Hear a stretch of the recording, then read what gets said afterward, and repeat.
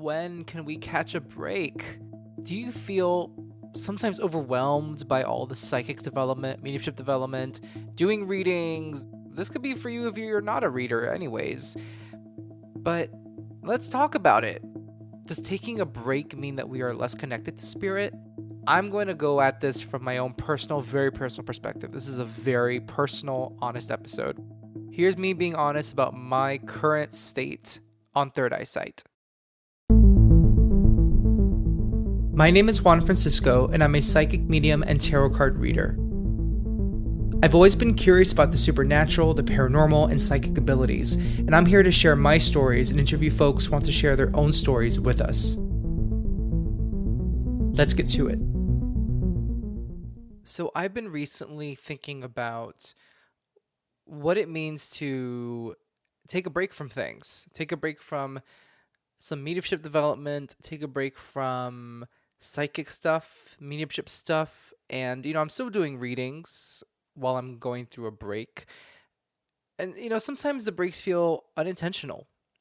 And I've wondered if by taking a break from things, if I am lessening my connection with spirit. I'm sure that there's some of you out there who might think about this too. Like, if I take a break from developing my psychic abilities or mediumship abilities, or if I take a break from doing readings for people or going to a spirit or mediumship circle, does that mean that my connection to spirit will lessen? Well, I'll say for myself that I think that my conscious connection to spirit goes in waves. I am not always aware of my connection to spirit. I don't walk around always feeling spirit. I don't walk around always thinking about spirit. I get angry at things. I get invested in a video game. I get invested in my 9-to-5 job. I am fully present and not thinking about spirit. Well, I don't know if those two things can happen at the same time. You could be fully present and think about spirit. So what I mean to say is I am not thinking about spirit consciously when I'm taking my dog out sometimes. Other times I take my dog out and I say hi to spirit and I acknowledge spirit. And I don't think it's a bad thing to not always be consciously thinking about spirit or about psychic abilities or heaven or your loved ones who are departed. We are human, and I'm going to start this podcast episode with the thesis statement, so to speak, and then go into it. We are human, and it's okay to take a break from things. Period. End of story.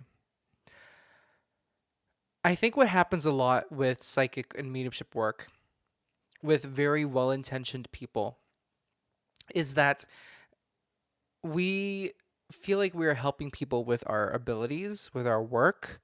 And so there's a part of us, depending on the person, some of us may feel guilty if we're not doing the work proactively, or like we are missing opportunities to help people.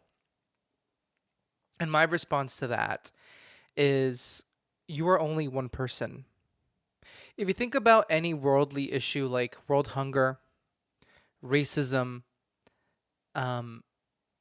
poverty in your city, you can do things to contribute to the solution, but to think that you'd be the only solution, you'd be the one person, one human being to bring the solution to something, it takes a village. Even with the heroes in our lifetime or the heroes in history who have done incredible things for humanity and their neighbors, they needed a village to help them do that. They brought awareness to something and they led something, but that's the key. They led something. There had to be people to follow them. Otherwise, no one had to listen to them, right? So when it comes to spiritual work, I think it's important to acknowledge that you are not to bear all the burden of saving people. You are one human being, you are one person. And that goes with the rest of your life too.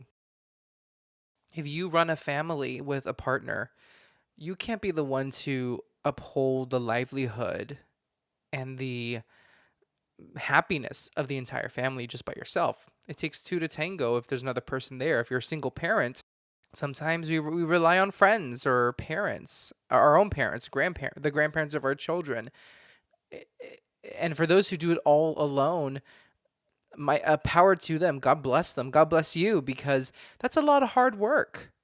And while the option is there to help someone else, or to help yourself by letting someone else help you, why not take that opportunity, right? I don't want to go on a tangent because I am not, first of all, I have no experience being a single parent or a parent. So if you feel very differently about what I just said, I fully respect it. Please know that. Going back to spiritual work, there are so many of us mediums out there, so many of us psychics out there. To think that I am somebody that needs to push myself to save people, I do want to help people. But if I need to take a break for myself or need to step back for a bit, it's okay. There are other psychics, other mediums who can help those people just as well as I can, or even better. And I want to say, first of all, well, not first of all, because I'm already, 5 minutes into this podcast, 6 minutes. I am not taking a break from anything. But what I have been doing is I've been going a little bit less to mediumship circle. And I am drawing back a little bit from doing readings. I'm reclaiming one of my weeknights to relax or to devote to other things. And you all know that I've been talking a lot about taking it a bit more easily, being a little more attentive to things outside of my psychic and mediumship work that I think require my attention or that I want to tend to because they make me happy or they give me a break from everything. It's been a while since I have, and speaking to you today, I can say that it's been a while since I have laid down or sat down and just watched TV for a long time. Or actually, I did it the other day. I did it yesterday for the first time in a while for like an hour and a half. It was nice. It was nice. I don't get that opportunity very often. And I would like more of that because I do need time to rest. And I think we live in a culture in which you just hustle, hustle, hustle. You move fast, you get things done. And that, for some people, that is their experience because they really need to work hard to get to where they want to go. And I respect that. And that experience is also different person to person, racial identity to racial identity, gender identity to gender identity. Everyone's hustle looks different. And some people have to hustle harder than others because they're not provided the same privileges that other people are. And I'm honestly really tired of the hustle. I'm tired of keeping up and just across the board. And I think when it comes to my business and my mediumship and psychic work, it's important that I take care of myself so I can help spirit take care of other people. And spirit can help me take care of people. It's a team effort, me and spirit, doing a mediumship reading. A tarot reading too, but especially a mediumship reading.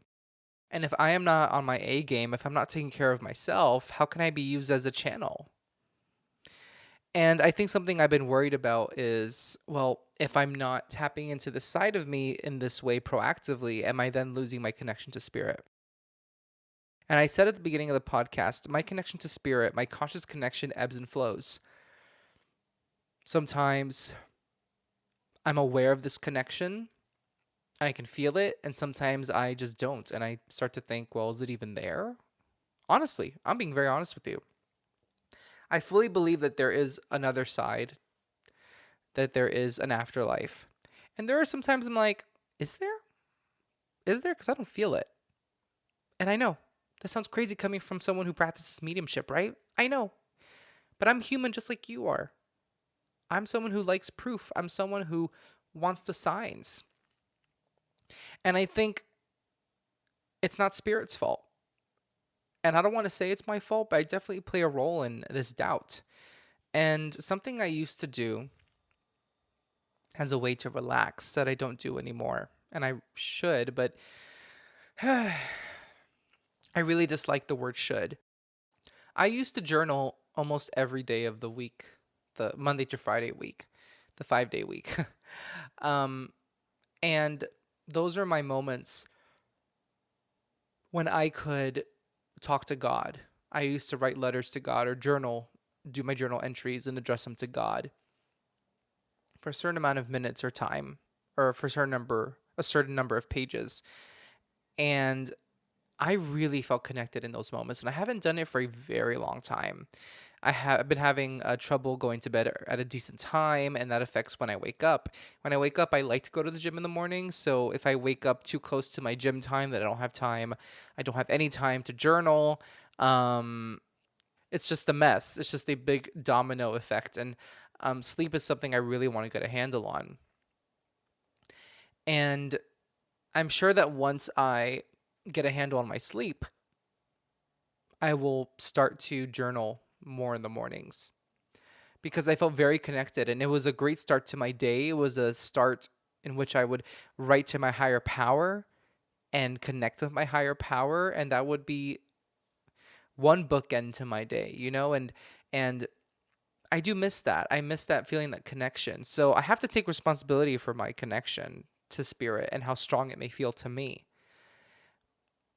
So I wanted to share that because there's that part of this conversation about taking a break from things that I think is really important to address. I don't think we can't ever leave spirit. Spirit is always there.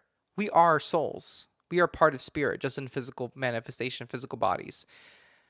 It's about our conscious awareness of it. Do we want to be consciously aware of it? Now, I'm here to tell you, if you're an atheist, if you don't believe in anything, you don't want to acknowledge anything because you don't believe in it, there's nothing wrong with that. There isn't a special place in hell for you. There's nothing wrong with it. Someone can go their whole life not acknowledging spirit, and that doesn't mean anything's bad. Anything bad's gonna happen to them. I think it means that they will be at a different level of evolution as a soul in the universe, but it doesn't mean that they go to a bad place. So I think something that I'm really struggling with is almost like condemning myself for not being consciously connected to spirit or wanting to take a break.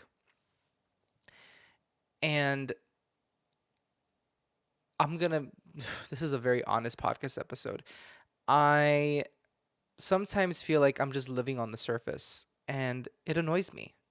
But it's almost like I can't help it. That's what my mind tells me. I can't help it because I feel so comfortable there. So I wonder if maybe because of all the work I've done so far on my development and the types of readings I've had that have gone very deep, if this is my way to like bounce back from that before I bounce back into it all, into all the readings and the work, I don't know. But right now I'm in this period in which I feel like I'm living on the surface a bit and I am not as wowed by spirit as I used to be. And that feels kind of sad to me. But maybe I should stop overthinking it and just think, well, maybe it's not that I'm unimpressed. Maybe I'm just so used to it that's become commonplace for me. And that doesn't mean that I've lost my connection to spirit. It just means that I'm so used to it. So maybe there's a new way to explore spirit that I haven't discovered yet, haven't chanced upon yet. I I think I think the most important thing to tell yourself if you feel like you're disconnected from spirit is that you are never it's impossible to be disconnected from spirit. The only thing that can happen is you being consciously not aware, or you're consciously ignoring spirit or ignoring your spiritual belief system. And if you are a practicing psychic or medium, it's okay to take a break from the work. It doesn't mean that your connection to spirit discontinues. I need to remind myself because I am slowly, or I have slowly set boundaries between my work and my personal life. It means that in my personal life, I want to do things, I need to do things that maintain my connection to spirit, that keep it going. Because my connection to spirit should not only be when I do readings for other people, it should also happen when I'm by myself, with myself.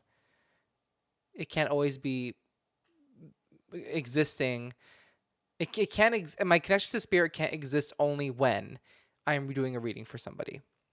And that's where I am right now. I'm really struggling with like not feeling the connection when I am on my own outside of a reading.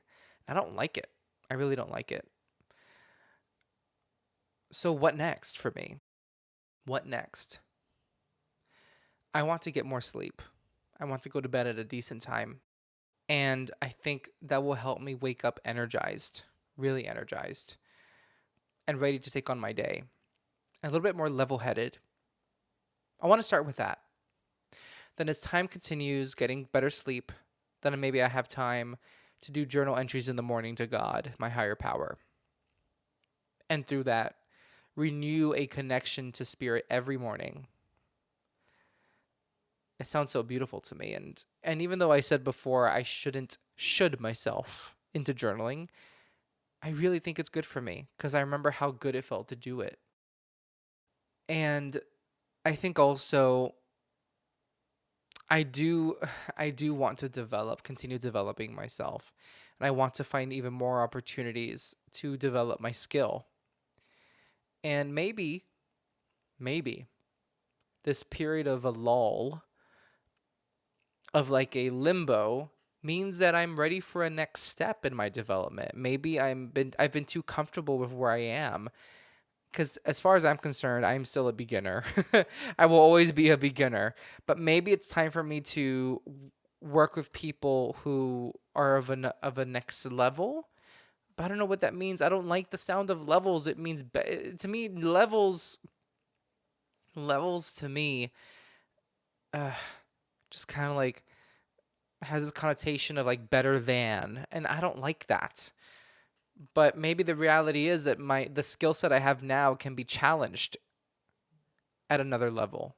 I need a challenge. Maybe that's what it is. I don't know. I'll come back to you all on that. But